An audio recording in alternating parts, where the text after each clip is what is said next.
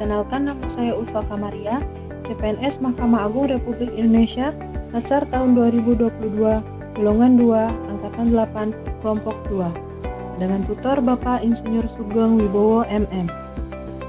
Dalam video ini, saya akan menjelaskan core value ASN berakhlak dan 7 tokoh pejabat publik. Berakhlak dapat diakronimkan yaitu berorientasi pelayanan, akuntabel, kompeten, harmonis, loyal, adaptif, dan kolaboratif. Yang pertama, berorientasi pelayanan merupakan salah satu core values bagi ASN yang berupa komitmen untuk memberikan pelayanan prima bagi masyarakat. Komitmen tersebut bisa dilakukan dengan sikap memahami dan memenuhi kebutuhan masyarakat, ramah, cekatan, solutif, dan dapat diandalkan, serta senantiasa melakukan perbaikan tiada henti. Tokoh yang dapat dijadikan berorientasi pelayanan adalah Ibu Yuni Sahbani, Sarjana Hukum Islam. Beliau merupakan panitera muda gugatan di Pengadilan Agama Bengkayang, sekaligus penanggung jawab PTSP, khususnya layanan informasi dan pengaduan, di mana beliau memberikan pelayanan prima bagi masyarakat pencari keadilan. Yang kedua, akuntabel.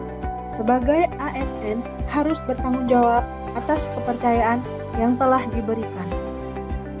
Tokoh yang dapat dijadikan akuntabel adalah Bapak Haji Muhammad Alfar Musyadat SH.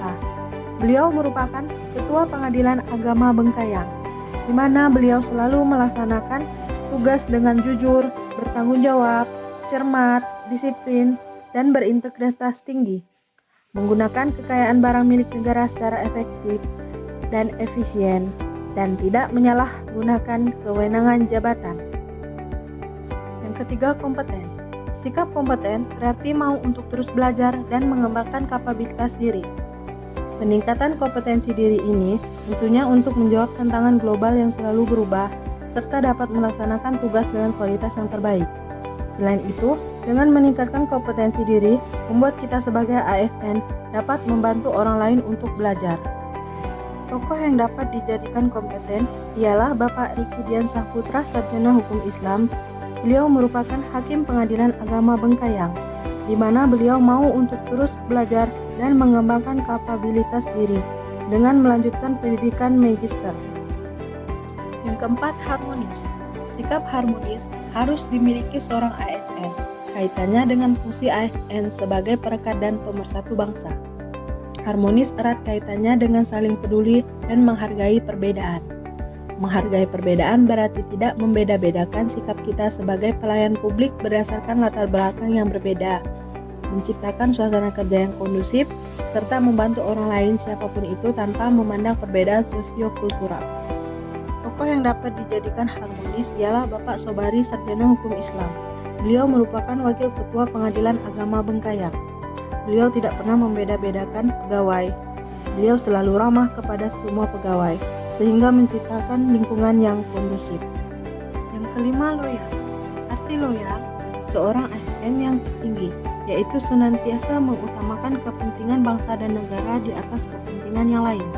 Sikap untuk menunjukkan sikap loyal ini antara lain memegang teguh ideologi Pancasila, Undang-Undang 1945, setia kepada Negara Kesatuan Republik Indonesia, serta pemerintahan yang sah.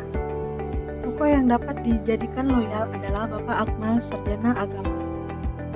Beliau merupakan panitera Pengadilan Agama Bengkayang. Beliau loyal kepada pimpinan dan selalu menjaga rahasia jabatan dan negara. Yang keenam, adaptif. Sikap adaptif perlu dimiliki ASN agar dalam perkembangan global yang serba cepat, ASN dapat menghadapi perubahan. Perilaku yang mencerminkan sifat adaptif seperti kemauan untuk terus berinovasi dan antusias dalam perubahan. Tokoh yang dapat dijadikan adaptif adalah Bapak Syarif Firdaus, Sarjana Hukum Islam.